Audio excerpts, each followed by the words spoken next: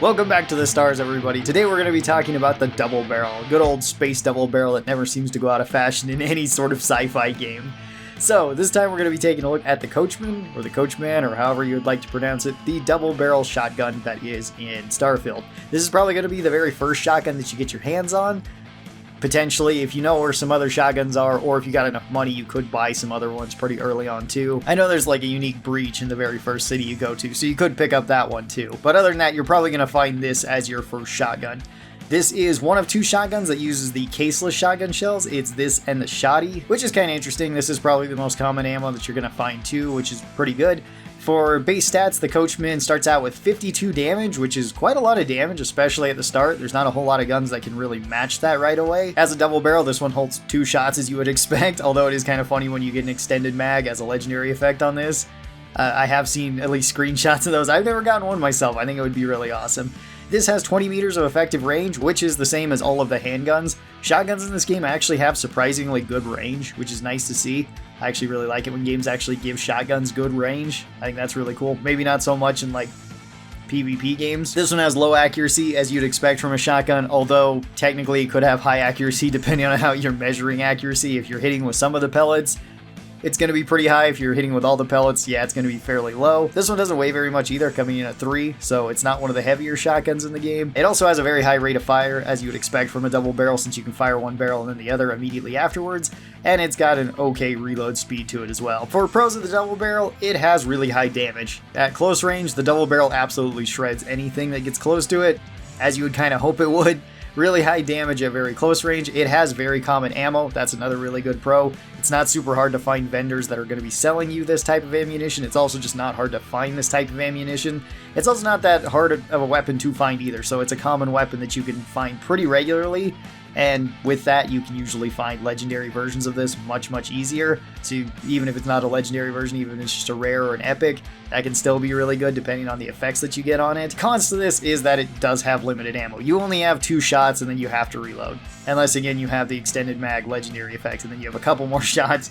But still, you're not going to be able to kill tons of enemies back to back with this, at least with the base version of it. We'll talk about the modded version in a little bit. But the double barrel itself doesn't kill large groups of enemies very quickly, because you're going to just have to reload so often. So it's a little bit slower. It's not super slow, but it's not the fastest. And it also has limited range, as you would expect from a shotgun. Certain ammo types, especially with mods, fix this quite a bit, so then range isn't such a big issue. And those are about the only 2 kind of cons that I can think of with the shotgun. Now, with my very first playthrough, I did spec into shotguns right away, and I was not disappointed at all. The shotguns in this game are quite effective, especially if you're fine with rushing forward and fighting enemies at close to medium range. The shotguns can put in a lot of work, and the double barrel is no different. On my shotgun tier list, I put the double barrel in B tier, and I think for the standard double barrel, I would probably keep it in B tier compared to all the other weapons. It's a pretty big damage buff compared to other weapons that you might find at the start. It's fairly consistent. It's only competing with one other weapon that uses the same ammunition of it, and this one does do more damage per shot than the shotty. Shotty does more damage per second than the standard double barrel, so that one can still be really good. But I was never really running out of ammo with the double barrel. Even once I got kind of low with it, I could usually find enemies that had these, and then I would get all my ammo back and still have like 200 shells on me. Let's move on to an upgraded version of the double barrel, because the upgrades for this thing can be kinda crazy. So let's go through each of them. The very first one is the barrel, which we have 2 options. You can either go with a standard barrel or a short barrel. I like the standard barrel more. The short barrel makes it so your gun is a little bit lighter and you can ADS with it a little bit quicker. But I do like the longer range with the standard barrel, so I wish there was a longer barrel for this, or some sort of other barrel than just the short and the regular. For a laser sight, it's either the laser sight or nothing, so go with the laser sight. It's just a straight bonus, opposed to not having it. If you don't have it on there, it's not going to be a huge deal though, because you don't need to be super accurate with shotguns at close range, where the laser sight is kind of going to help you. For optics, I tend to just stick with the iron sights. The iron sights for the double barrel are pretty decent, and the reflex sight I don't really like at all.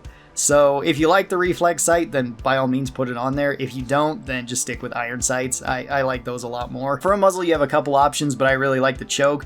The choke reduces the spread overall of the shotgun, making it so you have effectively longer range or better pellet spread at range. From all of my testing, that seems to be pretty efficient. If you want to have more damage, you could put a suppressor on this. Funny enough, you can put a suppressor on a double barrel, but if you have the sneak perk, then that will get you more damage. If you're running low on resources, or you don't have the resources to make some of these things, like the suppressor or the choke, compensator, muzzle brake, or even just the standard double barrel is perfectly fine. I haven't noticed a huge difference between any of them. The choke I just like the most out of them. For a stock, you might as well go with the tactical stock. This is just a straight upgrade over the standard stock, so if you can make it, then put it on there, and if you can't, it's not such a huge deal, but it is just a straight upgrade. And then we move on to the magazine and battery, which is the big part of this. This is where the double barrel can change dramatically, and we're going to be putting the Hornet's Nest into this. The Hornet's Nest is absolutely insane in this game, and it easily bumps the double barrel up to being one of the strongest weapons in the game because it essentially turns it into a grenade launcher with the most cheap grenade launcher type ammunition that you can get. It does massive damage at every range, and this includes very close range because this will explode on contact, so you do have to be careful with this. You can kill yourself with this very, very easily. Even with like my level 100 something character that I've been playing with this. I did shoot it at my feet just to test it, and I blew myself up. I don't think I have footage of that. But even with stacking all the health and all the armor I got, it still didn't help me whatsoever against this. The way the Hornet's Nest works is that it fires out a bunch of explosive pellets. If these pellets hit on target, then they just explode. If they go for a certain distance and they don't hit anything, whatever your range is, then they will explode at the end of that and then just throw down explosives basically directly above it. It's almost like an airstrike right above wherever you're hitting. You can fire this directly up into the air and have it shower down on enemies. It's not super accurate, but it does look really cool, so I like to do that too. There are some other decent options though too. The Hornet's Nest is its own unique upgrade where you're going to need extra perks just to get it, and it is on one of the higher skills in the tree, so it does take a while to actually get this. If you can't get it right away, you could load this with flechettes or slugs. They're both pretty good. Flechettes make it so you have pretty decent range, and they bleed targets out, so you can deal a lot of damage over time. Slugs are just the most range and the most damage condensed into one shot. I really like those two, but there's really no competing with the Hornet's Nest in terms of just overall straight damage if you want it. And then for an internal, you can pick whatever you'd like. It either has high powered or high velocity. Both are good. High velocity will get you longer range, so you can potentially hit targets even further. High powered will just get you the most amount of damage. Depends on what you want to go with. I went with high power just to stack more damage onto this, and it is a pretty ridiculous shotgun. And with a fully modded out shotgun, I would easily move this one up to our S+ tier, because this one is stupidly strong. It makes the game super easy. Even if you don't go with shotguns, even if you don't go with any like weapon skills for this, you're just going with weapon upgrades, this is still probably going to be a top tier weapon just because the amount of damage you do is just stupid. There's going to be a couple other weapons that also go up there. We'll talk about them when we get to them.